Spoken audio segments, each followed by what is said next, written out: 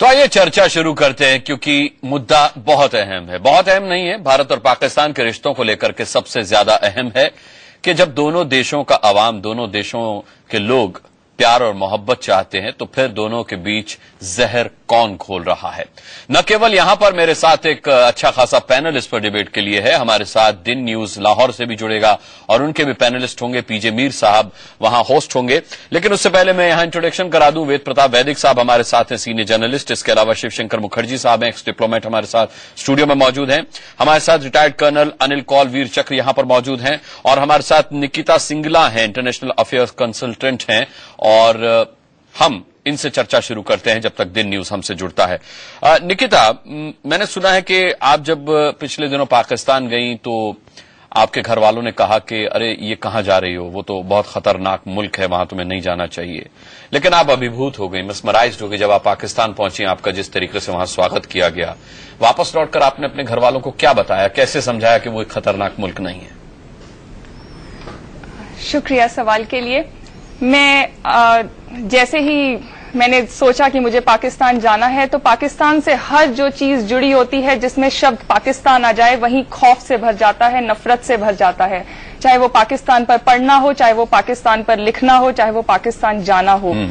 मैं पता वैदिक साहब तो भुगत चुके बात। मैं बताना चाहूंगी, जब मैं पाकिस्तान जा भी रही थी, मैं सरहद पार करने से 2 मिनट पहले तक अपने माता पिता से बात कर रही थी, क्योंकि मेरे दिल में कहीं एक खौफ था कि अगर मैं लौट कर वापस ना आई तो।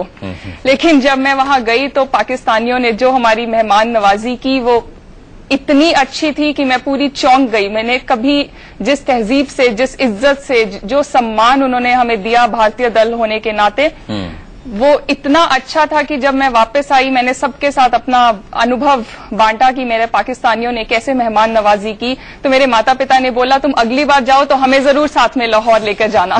तो मुझे लगा मेरा पाकिस्तान जाना कामयाब हो गया है। पाकिस्तान जाना कामयाब हो गया। खैर, पाकिस्तान जाना वेद प्रताप वैदिक साहब आपका भी कामयाब हुआ था, और इससे अच्छी दोस्ती की मिसाल क्या होगी, इससे ज्यादा ये मिसाल क्या होगी कि पाकिस्तान में मेहमान नवाजी बड़ी जोर शोर के साथ की जाती है कि आपको तो हाफिज सईद ने भी चाय पिला दी।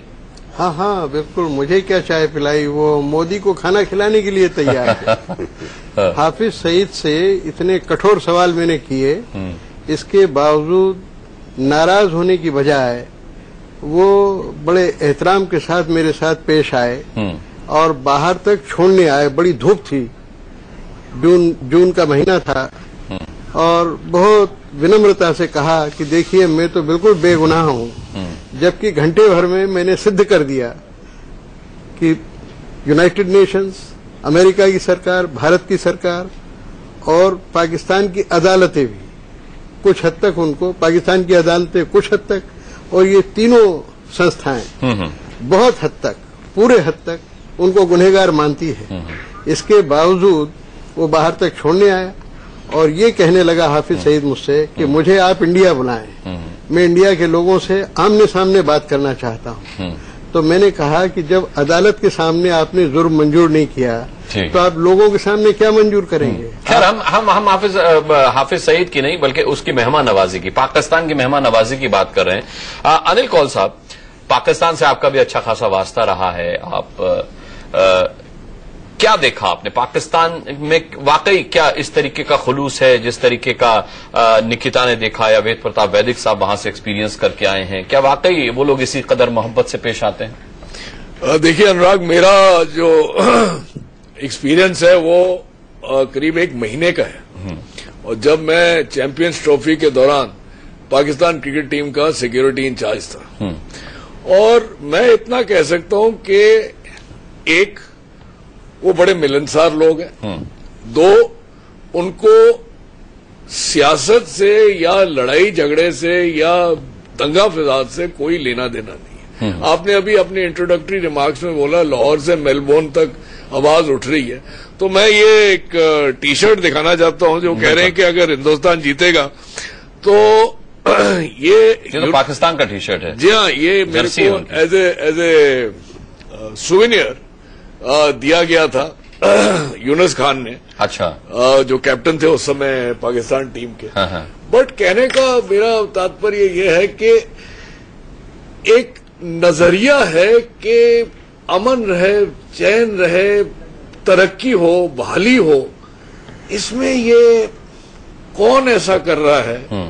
और मेरे जहन में तो साहब एक ही बात आती है कि अगर सिर में दर्द होता है तो उसके लिए आप दवा लेते हैं, और हिंदुस्तान में सर दर्द काफी है, आज रोज ही कोई ना कोई सर दर्द होता रहता है, तो हम एक और सिर दर्द लेने का हमारे को कोई इंटरेस्ट नहीं है। लिहाजा अगर ये एक पॉइंट थोड़ा समझ में आए लोगों को, तो शायद सिचुएशन ज्यादा बेहतर हो सकती है। और मेरा नजरिया तो यह है कि साहब they are as good as we are, and इसको बढ़ावा देना बहुत जरूरी है, क्योंकि आगे की जो भी डेवलपमेंट है या प्रोग्रेस है वो पीस पे मुनस्सर है, लड़ाई पे नहीं है। मैं एक सोल्जर हूं और मेरा काम यही था, 35 साल मैंने यही किया है, लेकिन इससे कोई हल निकलने वाला नहीं। मुखर्जी साहब, मैं आपसे जानना चाहूंगा कि यहाँ पर हमारे बाकी 3 गेस्ट आपके अलावा जो हैं बहुत अच्छा अनुभव लेकर बैठे हैं पाकिस्तान का। टी शर्ट लेकर बैठे अनिल कौल साहब, हाफिज सईद की चाय पी के बैठे वेद प्रताप वैदिक जी। चाय नहीं पी मैंने। अच्छा, चाय नहीं पिया? अरे चाय, मेहमान नवाज बिस्किट खाए होंगे? ना कुछ खाया पिया नहीं, डर के मारे? रोजा था ना, रोजा डरता मैं किससे हूँ? ठीक है, मुझे डराने वाला कोई पैदा नहीं हुआ है पृथ्वी पर अभी तक। ठीक है, निकिता सिंगला है, उनका तो परसेप्शन ही चेंज हो गया पाकिस्तान को लेकर के, उनको वहां इतनी मोहब्बत मिली। फिर कौन है मुखर्जी साहब जो दोनों मुल्कों के बीच में जहर घोलता है? देखिए, मेरे 3 साथी जो पैनल में हैं, उन्होंने जो बातें की, जैसे इन्होंने कहा दिया as good as we are, that sums it up. वो समरी में तो वही है। Point is what is they अगर आप रेफर कर रहे हैं पाकिस्तान के लोग और इंडिया के लोग, तो कौन नहीं चाहता? अमन की आशा किसमें नहीं? यही तो मैं आपसे पूछ रहा हूं कि कौन नहीं चाहता। इसके जवाब देता हूं। अमन की आशा सब में है। निकिता जी गई थी पाकिस्तान में और मेहमान नवाजी से डूब गई थी। मेरा भी वही एक्सपीरियंस हुआ था जब मैं गया था पाकिस्तान में, एयरपोर्ट से लेके हर जगह तक। लेकिन एज अ प्रैक्टिशनर राजनयिक दुनिया का, लेट मी इंट्रोड्यूस, मैं जरा एक रियलिज्म इंट्रोड्यूस करता हूं। दे इज ऑल्सो द पाकिस्तान सरकार।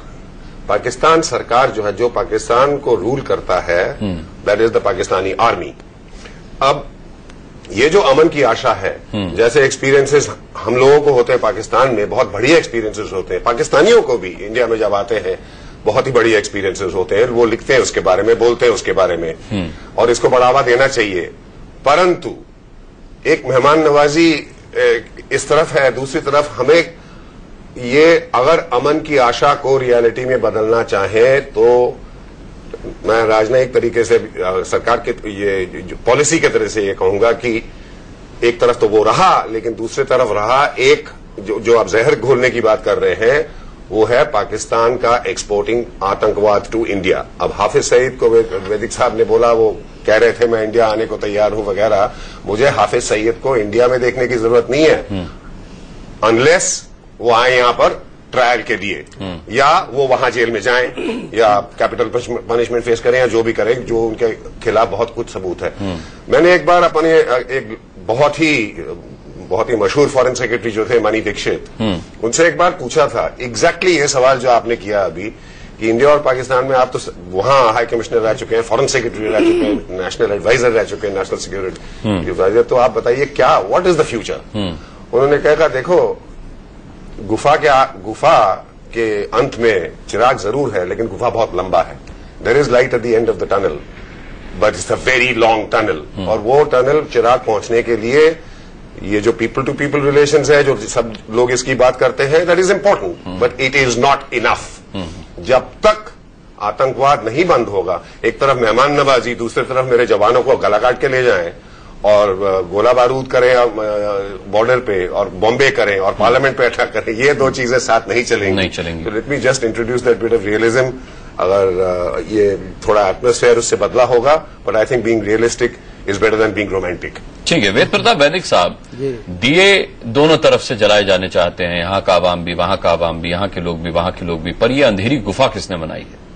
ये अंधेरी गुफा बनाने का सारा मैं समझता हूं कि जिम्मेदार सिर्फ एक तबका है, राजनीतिक, और उससे भी ज्यादा सैनिक।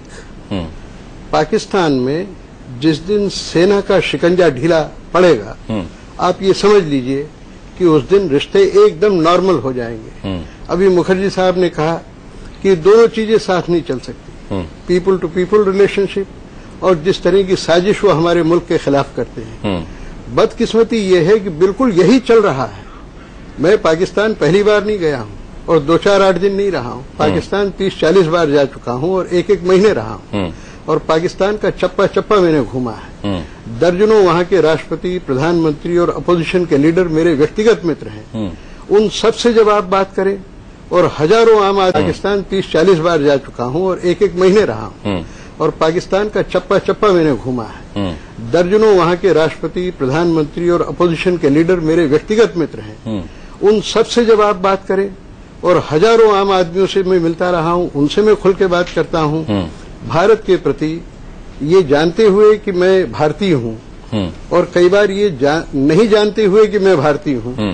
भारत के प्रति, भारत के लोगों के प्रति बहुत प्रेम वहां देखता हूं। लेकिन क्या वजह है कि फौज और सरकार वहां की हमारे खिलाफ निरंतर साजिश करती रहती है। जो वजह मैं जान पाया हूं पिछले 40-45 साल के अनुभव से, वो एक ही है कि भारत भय। भारत से वो लोग इतने डरे हुए हैं कि जैसे हम अगर किसी भी दिन पाकिस्तान के 4-5 टुकड़े कर देंगे, पाकिस्तान को हम खत्म कर देंगे। मैं ये समझता हूं कि भारत के नेता, मुखर्जी साहब खुद बड़े कूटनीतिज्ञ रहे हैं, कई देशों में रहे हैं। हमारे मणि दीक्षित का इन्होंने नाम लिया, मेरे अभिन्न मित्र थे वो।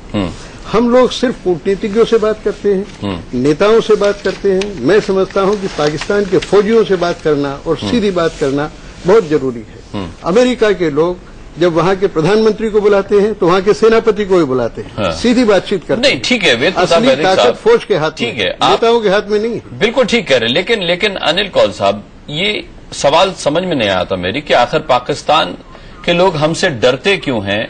क्या किया हमने ऐसा? जितने हमले किए उन्होंने किए, जितनी जंगें छेड़ी उनकी तरफ से छेड़ी गई, फिर आखिर पाकिस्तान क्यों डरता है? जो वेद प्रताप वैदिक ने वहां जाकर महसूस किया कि वो डरते हैं साहब, ये मैं आपसे जानूंगा। एक छोटा सा हम ब्रेक लेते हैं, उसके बाद दिन न्यूज लाहौर से भी हमारे साथ होगा और अनिल कौल साहब का जवाब होगा। दोनों तरफ की जनता अमन चाहती है, चैन चाहती है, तो फिर आखिर दोनों मुल्कों के बीच में जहर कौन घोल रहा है? आइए सीधे लाहौर का रुख करते हैं। दिन न्यूज से पीजे मीर साहब हमारे साथ जुड़ चुके हैं। गुड इवनिंग पीजे मीर साहब, कैसे हैं आप और कैसे हैं आपके साथ आपके मेहमान?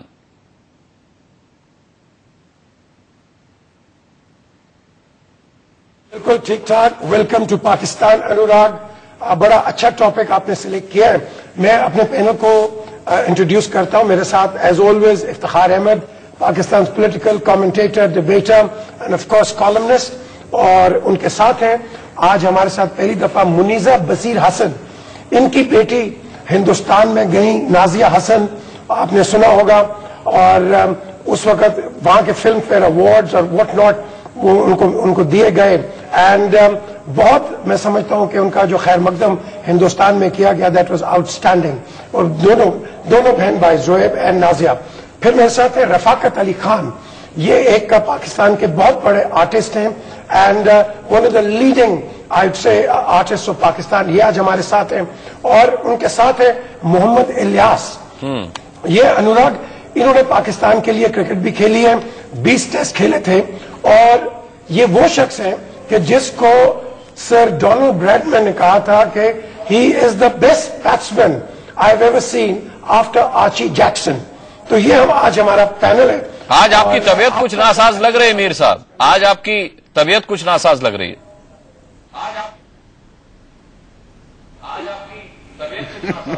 ये बिल्कुल आप सही कह रहे हैं, ये नासाज लगी है। शोर मचा मचा के पाकिस्तान के लिए हम आज मैच हार गए, तो इसके लिए बिल्कुल नासाज लग रही है। चलिए, हमारे एक पाकिस्तानी चचा तो वहां मेलबर्न में जीतेगा भाई जीतेगा, हिंदुस्तान जीतेगा के नारे लगा रहे हैं। मैं दुआ करता हूं कि कहीं उनके गले का भी हाल ऐसा ना हो जाए जैसा आपका हुआ और कल दक्षिण अफ्रीका के साथ मुकाबले में टीम इंडिया को जीत हासिल हो।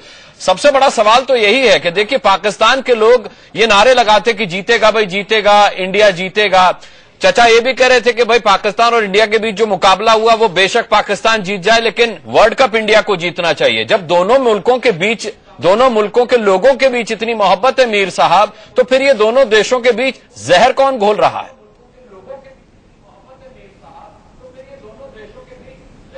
क्या बात। ये अनुराग, अभी काफी मेरी बातचीत होती रही है मुख्तलिफ चैनल्स पे।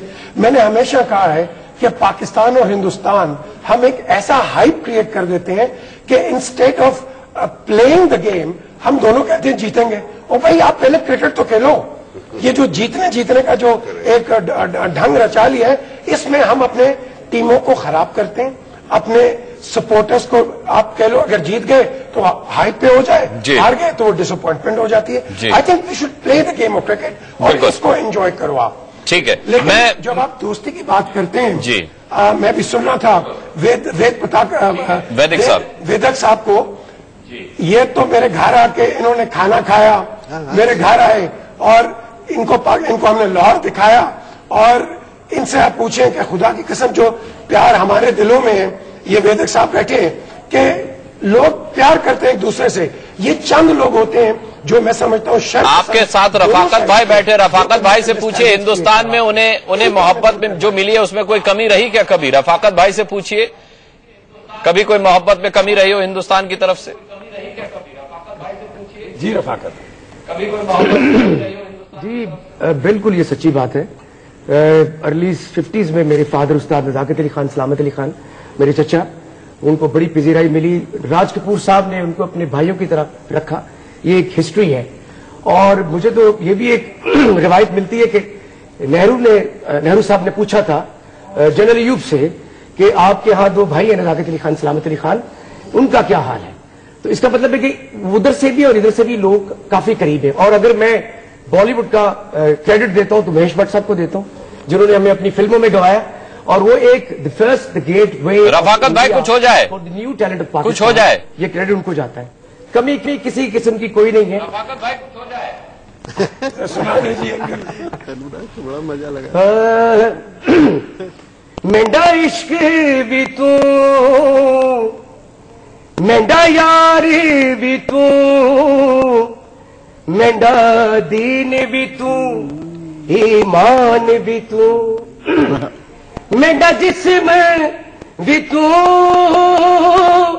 मेंढी रूह भी तू, मेंढी दिलड़ी भी तू, मेंढी जान भी तू। ओ मेरे इंडिया पाकिस्तान, जाओ मेरे इंडिया पाकिस्तान। वाह, ये वेदक साहब के लिए है खासतौर पे। बिल्कुल मीर साहब, अब सबसे बड़ा सवाल तो यही है कि देखिए आपके यहाँ लाहौर में लिटरेरी फेस्टिवल चल रहा है। हमारी तरफ से हिंदुस्तान के कई नामी राइटर्स वहां पर पहुंचे हुए हैं, एक्टर्स शिरकत कर रहे हैं। इसके बाद आपके यहाँ पर national academy of performing arts का इंटरनेशनल थिएटर फेस्टिवल भी कराची में होना है। तब महेश भट्ट साहब वहां पर एक प्ले करने के लिए जा रहे हैं। हिंदुस्तान के दरवाजे पाकिस्तानी कलाकारों के लिए हमेशा खुले रहते हैं। हिंदुस्तान चाहता है उनका इस्तकबाल करना, उन्हें मोहब्बत देना। पाकिस्तान क्या चाहता है?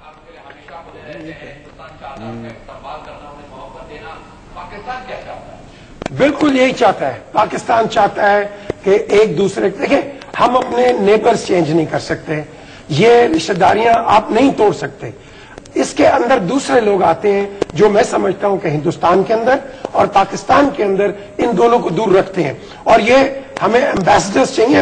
ये वेदक साहब जैसे ये आते हैं, एक सफेद झंडा लेके आते हैं, प्यार का डव लेके आते हैं। और इसी तरीके से हमारे लोग जाते हैं। अब यहाँ नसीरुद्दीन शाह साहब आए हुए, वो एक लिटरेरी फेस्टिवल में। और यहाँ अब आपको मैं बताऊं कि नाजिया की वालदा यहाँ मेरे साथ मौजूद है। अब आप बताइए कि ये जो दोस्ती का हाथ आपने तो फर्स्ट हैंड देखा हुआ है हिंदुस्तान में, जरा ये बताइए हमारे पैनल्स को। उधर दोस्ती, मोहब्बत, इज्जत, हर चीज जो है उन्होंने इस तरह से प्रेजेंट की कि जो वो बातें कहते थे वो करते थे और बहुत ही अच्छी तरह से ट्रीट करते थे। कभी ये नहीं कहा कि आप पाकिस्तानी हैं, कभी ये नहीं कहा कि आप किस मजहब के हैं।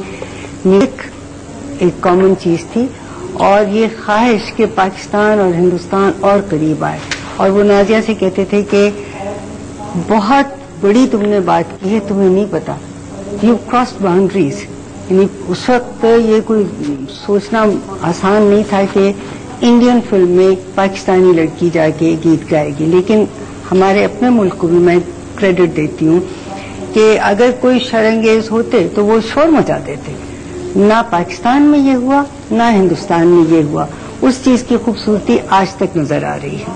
अब भी जो है मैं अगर जाना चाहती हूँ तो मैं इंडिया जाना चाहती हूँ। अभी जोहेब वहाँ पर थे, होकर आए। जोहेब ने वहाँ पर कुछ दोबारा जो है म्यूजिक किया and he had the same sentiments. he said कि इतनी अच्छी तरह से ट्रीट किया, ये नहीं कि वो इतने दिनों के बाद ही आए हैं और नए आर्टिस्ट बहुत से हैं, ये ना हो कि कोई असर पड़े, बिल्कुल नहीं। तो और एक और आपको अनुराग बताऊं, ये मोहम्मद इलियास, इनकी एक ही रिग्रेट रही है कि ये हिंदुस्तान जाके नहीं खेले। क्यों इलियास जी? देखिए, लाइफ में रिग्रेट बहुत होती हैं, but I believe one of the biggest regrets in my life that I never played against India, because आप जितना मर्जी स्कोर कर लें, you got put runs on the board like no anything, but if you don't play against India, that means you are not complete cricketer as far as I'm, because आप जितना मर्जी score कर लें, you got put runs on the board like no anything, but if you don't play against India, that means you are not complete cricketer as far as I'm concerned. तो मेरा ख्याल है कि इंडिया और पाकिस्तान जो है हमारे वक्त में अनफॉर्चुनेटली सम अनासरों ने जो अब भी इस वक्त हो रहा है इख्तिलाफ डाले हुए हैं। I don't know what they want from each people of India and Pakistan. Important चीज जो मेरी नजरों में ये है, लव जो है is created by sports. Sports ऐसी चीज है जो दुश्मन को भी साथ मिला देती है एक दूसरे के साथ। इंपॉर्टेंट चीज हमारा कल्चर, हमारा उठना बैठना खाना पीना, जब हम इंडिया के साथ नहीं खेल रहे थे, जितने हमारे आगे गवास्कर जितने स्टार थे, we used to play in county cricket and league cricket in England. Believe me or not, the subject was why the governments of both countries not trying to sort it out so we can play cricket together. So yeah, this is the one of the unfortunate thing in my life, and I will die with it naturally because again for Pakistan and play against India. So this was the important part. Everybody wanted to play against India and Indians want to play against Pakistan. जितना इसमें जज्बा पैदा होता है। जी मीर साहब, चले पहल की हमने क्रिकेट के बहाने, क्रिकेट डिप्लोमेसी के बहाने कि एक बार फिर पाकिस्तान को करीब लाएं, दोस्ती का पैगाम पाकिस्तान तक पहुंचाएं। अनिल कौल साहब को तो एक जमाने में यूनुस खान साहब ने पाकिस्तान की जर्सी भी भेंट की हुई। दिखा दीजिए कौल साहब, जरा जर्सी दिखा दीजिए। और इन्होंने सोविनियर के तौर पर आज तक संभाल के रखी हुई है ये जर्सी। आप देखें, ये खुलूस, ये मोहब्बत है हिंदुस्तानियों के दिल में। आप कहते हैं कि पाकिस्तान के अंदर जो है जमहूरियत है। जमहूरियत तो आवाम से होती है, जमहूरियत जहां होती है वहां लोगों की ताकत होती है। लेकिन अगर लोग दोस्ती करना चाहते हैं तो फिर ये बीच में इन रिश्तों में जहर घोलने वाले कौन है? मेरे साथ निकिता सिंगला बैठी हुई है, कुछ दिन पहले पाकिस्तान का टूर करके आई है। जब ये पाकिस्तान जा रही थी तो इनके घर वालों ने इन्हें कहा कि नहीं भाई पाकिस्तान आप ना जाएं, वो तो बेहद खतरनाक मुल्क है। जब से वहां से लौटी है दोबारा पाकिस्तान जाना चाहती है। निकिता, जरा अपना एक्सपीरियंस सुना दीजिए। आदाब। मैं हाल ही में पाकिस्तान जाकर आई, मुझे लाहौर जाने का मौका मिला और मैं अभी इनको बता रही थी कि जब मुझे जाना था तो मेरे मन में बेहद खौफ था कि मैं शायद पाकिस्तान जाऊंगी तो पता नहीं लौट के वापस आऊंगी या नहीं आऊंगी। पर जब हम लोग वहां गए, हमने सरहद पार की और सरहद पार करने से लेकर पूरी सप्ताह जब हम पाकिस्तान में थे, लाहौर में थे, जो मेहमान नवाजी पाकिस्तानी दोस्तों ने, भाइयों बंधुओं ने की, वो चौंका देने वाली थी। मुझे पहली बार इतनी इज्जत और इतना सम्मान मिला एक भारतीय होने के नाते, जो किसी और मुल्क में शायद नहीं मिल सकता था। एक दिन हमारा एक पॉलिटिकल पार्टी के दफ्तर में दावत भी थी, तो एक काफी वरिष्ठ सांसद ने उठ खड़े होकर मुझ 24 साल की लड़की के लिए अपनी कुर्सी छोड़ी। तो मुझे एहसास हुआ कि ये मुल्क औरत की इज्जत करता है और वो इज्जत राष्ट्रीयता से या मजहब से तय नहीं होती। ना मैं मुसलमान थी और ना मैं पाकिस्तानी थी, लेकिन जिस तरह की इज्जत पाकिस्तानियों ने दी। और उससे अलावा लाहौर का जो नजारा था, जब से मैं वापस आई हूं मुझे यही लग रहा है कि मुझे वापस जाकर इस्लामाबाद और कराची भी देखना है। बिल्कुल, अब जाइएगा तो मीर साहब आपको पूरी सैर कराएंगे। अभी यहाँ आतिफ असलम का शो होने वाला है, लड़कियां दीवानी है उस शो में जाने के लिए। टिकटें बिक चुकी हैं और जो है लोग हर हाल में टिकटें उसकी पाना चाहते हैं। मैं वेद प्रताप वैदिक साहब आपसे जानना चाहूंगा कि आप पाकिस्तान गए, पाकिस्तान के दिल तक छू कर आए आप, वहां दिमाग कौन लगा रहा है? इस तरीके का दिमाग किसका चलता है वहां पर जो दोनों मुल्कों के बीच में जहर घोलने का काम करता है? मुझे लगता है कि दिमाग तो बंद है। अगर दिमाग चलने लगे और दिल तो चलता ही है। दिल तो दोनों मुल्कों के लोगों का जुड़ा हुआ है। एक ही लोग हैं हम, एक ही कुनबे के लोग हैं।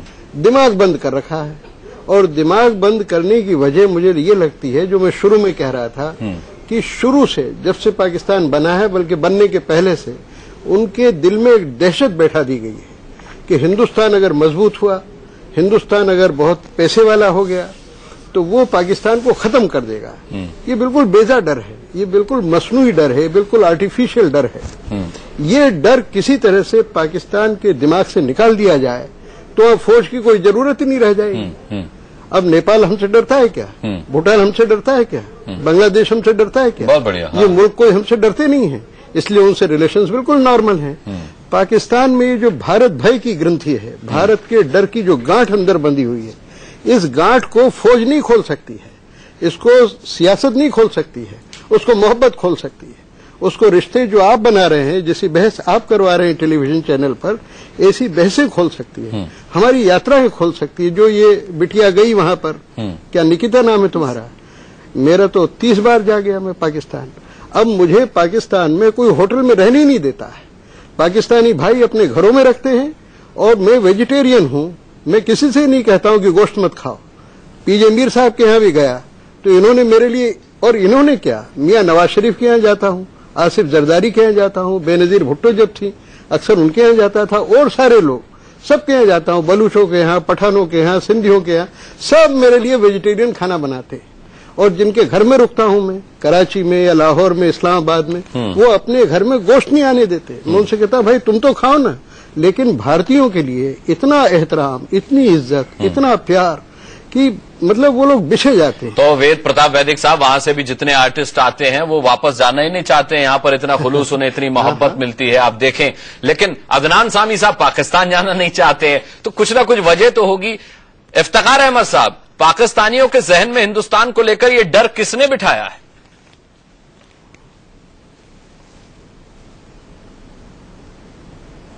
आपके उन दोस्तों ने जिनको हम अभी सुन रहे थे और जो रियलिटी की बात कर रहे थे, उन जैसे लोगों ने, जो नहीं चाहते कि जो मोहब्बत है, जो प्यार है, ये आगे जाए, उन लोगों ने।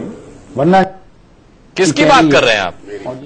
वेद प्रताप वैदिक की बात कर रहे हैं, शिवशंकर मुखर्जी की बात कर रहे हैं, अनिल कौल साहब की बात कर रहे हैं, या निकिता की बात कर रहे हैं? नहीं, वैदिक की नहीं, निकिता की नहीं की कर रहा हूं। वो जो साहब फॉरेन अफेयर्स से जिनका तल्लुक है, शिवशंकर मुखर्जी साहब आपकी बात, क्योंकि वो रियलिटी की बात कर रहे थे। सवाल है कि रियलिटी तो एक है, जिस दिन उस हुकूमती सतह पर तस्लीम कर लिया गया तो हमारे और आपके दरमियान इशू कोई नहीं है।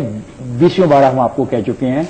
मैं खुद दिल्ली गया, आगरा गया हूं, जलंधर गया हूं, अमृतसर गया हूं, लुधियाना गया हूं, चंडीगढ़ गया हूं।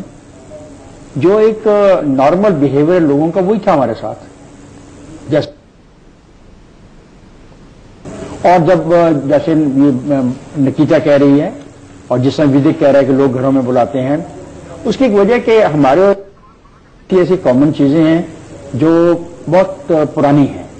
मसलन जबान जो हम इस्तेमाल कर रहे हैं, ये जबान पूरे आपके हिंदुस्तान में समझी जाती है। अगर कोई बोल नहीं सकता तो उसको समझता है।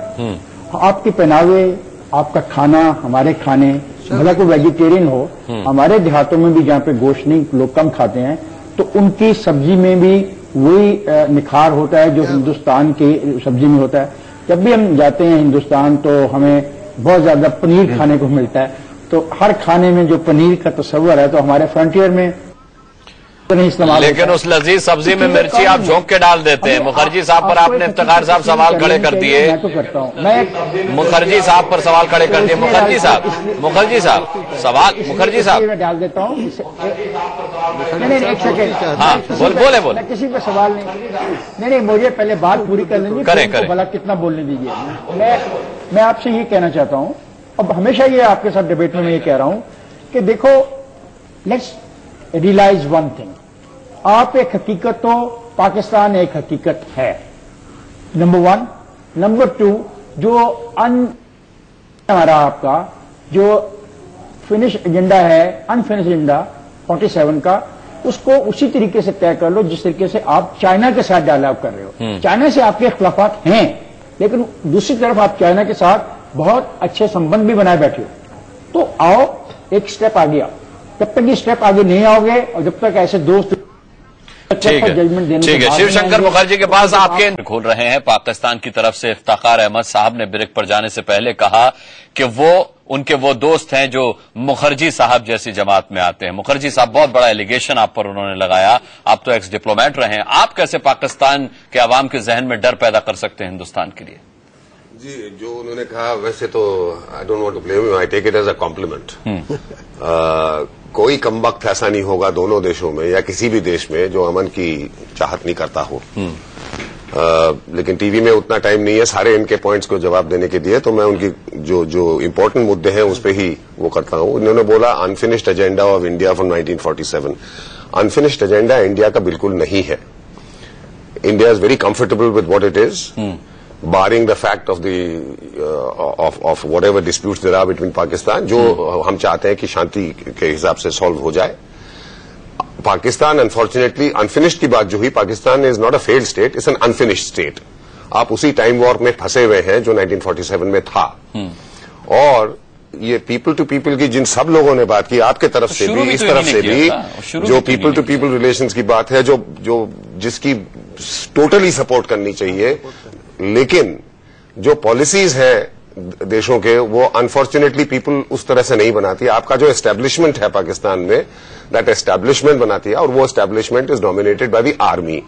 और आर्मी में किसी भी समय कुछ भी, आप हिस्ट्री देख लीजिए 1947 से, कभी भी अगर एक गुफे के अंत में एक चिराग सा नजर आता है, आर्मी मेक श्योर दैट उसका सैबोटाज हो जाए, या टेररिज्म से, या किसी इंसिडेंट से, या वॉर से, या किसी से। तो आप अपने जहन को देखिए जरा।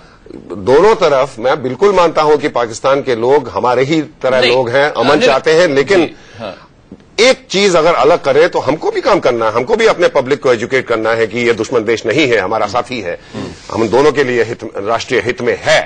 लेकिन एक पत्थर की लकीर जो है वो अगर अलग हो जाए तो आगे रास्ता, वो गुफा उतनी दूर नहीं होगी, विच इज आतंकवाद एक्सपोर्ट ना करें, टेररिज्म को छोड़ दें। जी, पत्थर की लकीर वाली बात इन्होंने कही मुखर्जी साहब ने। पाकिस्तान हर बात के लिए हिंदुस्तान पर उंगली उठाता है, 4 उंगलियां खुद उसकी तरफ उठ रही होती हैं।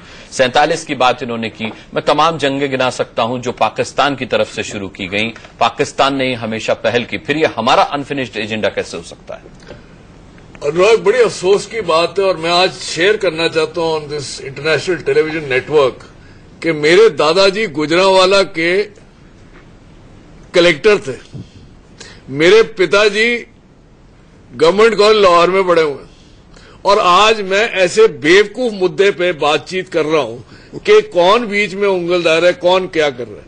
आई mean it is so ridiculous that we all know कि एक पावर हंग्री इलीट जो पाकिस्तान में उभर के आई थी 47 के बाद, उन्होंने ये मुद्दा आज तक हल होने नहीं दिया है, और उसका सीधा सीधा सीधा जो रिश्ता है वो इकोनॉमिक से है, पैसे से है। आप चाहिए, मैं कहता हूं आज की तारीख में कश्मीर किस लिए लेना चाहते हैं, क्योंकि Kashmir is a very nice tourist spot और वहां से पैसा बहुत आएगा। अदरवाइज कश्मीर में ऐसी कौन सी चीज रखी हुई है, मिनरल है, कोई ऐसी चीज है जिससे कि कश्मीर उनके पास चला जाए? जैसी भी हमारी है अनिल कौल साहब, जैसी भी हमारी है। नो, वो मैं कह रहा हूं कि जो भी है, अगर वो अनफिनिश एजेंडा की बात कर रहे हैं, वही अनफिनिश एजेंडा है। ठीक है, चलिए पाकिस्तान का जवाब ले लेते हैं। कौल साहब इस पर, मीर साहब आपका जवाब। It's all a question of economics. Unfinished agenda 1947 की तकसीम का अनफिनिश एजेंडे की बात कर रहा हूं, और मुखर्जी जैसे शख्स से ये तवक्को करता हूं तो उनको ये बात भली समझ आती है। अगर ये बात गलत मैं कह रहा हूं तो फिर शिमला माहदा काय को किया है? क्यों कागजों पे शिमला माहदा पर आपके दस्तखत है और हमारे दस्तखत। तो भूल तो उसको आप जाते हैं, कहते हैं उसको या तो हमें आप दिलाते हैं या तो आपको हम दिलाते हैं, शिमला समझौता हो या लाहौर समझौता हो। कौन रुकावट बन रहा है? उसका जिक्र मत कीजिए। Shimla agreement is a bilateral और इंटरनेशनलाइज आपके लोग करते हैं, आपकी सरकार करती है, हम नहीं करते। समझौते को यूएन में आप लेकर जाते हैं। मैं इफ्तिकार साहब से हिस्ट्री को न पलटिए, थोड़ी जरा इफ्तिकार साहब, शिमला समझौता क्यों हुआ था? क्योंकि आपके 93,000 POW यहाँ फंसे पड़े थे, तब आपने आके शिमला समझौता किया था बॉस। उनको छुड़वाने के लिए please let's not change history. सुन लीजिए इफ्तिकार साहब बोलिए। मुझे किसी को बुरा नहीं कहना, मुझे बात सुन लीजिए। आप ये कहना चाहते हैं कि इंदिरा गांधी खुदा न खास्ता एक ऐसी जाहिल खातून थी कि उन्होंने दस्तखत कर दिए? Please don't do like this. She was your elected prime minister and she is one of the signatory of that agreement. For God's sake. तो which we stand by. बात में आके आप इंदिरा गांधी की इस तरीके से तुक्के पेश मत करें कि वो कोई समझदार खातून नहीं थी। प्लीज उस दस्तखत का हम अब भी सम्मान करते हैं, आप लोग नहीं करते। Sir you were brought to the negotiating table, आप लोगों को नेगोशिएटिंग टेबल पे लाया गया था। देखें एक सेकंड, बोलिए मीर साहब बोलिए। देखें तो आज हम क्यों नहीं नेगोशिएटिंग टेबल पे हैं? आज हम क्यों नहीं है नेगोशिएटिंग टेबल पे? यस, आप डिफर करेंगे हमसे, हम करेंगे आपसे, बट देयर इज। चले मीर साहब, मुझे लगता है पाकिस्तान और हिंदुस्तान के बीच में मोहब्बत की सबसे अच्छी कड़ी जो है वो रफाकत अली खान साहब हो सकते हैं। मैं चाहूंगा, बहुत देर हो गई, ये बातचीत गर्म हो, इससे बेहतर है कि रफाकत साहब कुछ और सुना दें। मेरे पास समय भी अब नहीं बचा। ये बिल्कुल सुना जी। मैं गाना बना रहा हूं हिंदुस्तान पाकिस्तानी की दोस्ती पे। यूं तो बहुत सारे गाने बनते रहते हैं नेशनल लेवल पे भी, और ये इंटरनेशनल लेवल पे होगा इंशाल्लाह। I will try my best. और दूसरा, एक गाना शुरू करने से पहले एक बात मैं जरूर शेयर करूंगा क्विकली, टाइम बहुत थोड़ा है, कि मेरे बुजुर्ग जो हैं वो बेचारे सारे ही फौत हो गए, सब कब्रों में चले गए इसी इंतजार में कि ये बॉर्डर कब अमेरिका और कनाडा की तरफ बन जाएगा। सिर्फ हम एक छोटा सा एक आईडी कार्ड, इलेक्शन कार्ड दिखा के वहां से गुजर जाएंगे। जब हम जाते हैं तो हमें गुजरने दिया जाए। चलिए कुछ ऐसा सुना दीजिए जो सरहद बीच में से खत्म हो जाए। स्ट्रॉन्ग नहीं हूँ और ना ही मैं इतना कुछ सेंसिबल आदमी। एक मिनट देखें, my father was born in Secunderabad, वो नहीं जा सके दोबारा। और ये बात बिल्कुल रफाकत की ठीक है कि वो अपनी डेथ तक इस बात का इंतजार करते रहे कि दोनों मुल्कों के दरमियान तल्लुकात खुशगवार हो जाएं तो वो जा सके। भाई हम तो चाहते हैं अमन आ जाए। मलाल में आपको जीने की आदत पड़ गई है, मलाल में जीने की आदत आपको पड़ गई है। हम तो चाहते हैं कि अमन हो, चैन हो। रफाकत साहब कुछ हो जाए। जी रफाकत, मेरे लफ्जों पे जरा ध्यान दीजिएगा। गाना कम और लफ्ज बड़े प्यारे हैं इसके। मैं आर्टिस्ट हूं। मुझसे रूठ न यारा, जरा समझे इशारा। मुझसे रूठ न यारा, जरा समझे इशारा। आ बढ़ाए जरा प्यार का सिलसिला, और दुनिया में रखा है क्या? आ बढ़ाए जरा प्यार का सिलसिला, और दुनिया में रखा है क्या?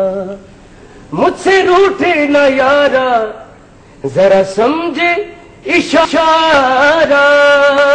चलो उम्मीद करता हूं कि नवाज शरीफ साहब आपके इस नगमे को सुन रहे होंगे कि आ जरा बढ़ाएं प्यार का सिलसिला और दुनिया में रखा है क्या। ये बात अगर पाकिस्तान की हुकूमत को समझ में आ गई तो फिर ये सरहदें खत्म हो जाएंगी और फिर पाकिस्तान में कोई और इस उम्मीद में नहीं मरेगा कि वो बिना किसी आईडी कार्ड के हिंदुस्तान में कैसे दाखिल हो सके। ये उम्मीद है, ये आशा है कि अमन और चैन कायम होगा। मीर साहब अगले हफ्ते फिर आपसे मुलाकात होगी। बहुत बहुत शुक्रिया करना चाहेंगे आपके पैनलिस्ट और आपका, और यहां पर हमारे मेहमानों का बहुत बहुत शुक्रिया। एक छोटा सा ब्रेक ले रहे हैं सरहद आर पार में आज के लिए।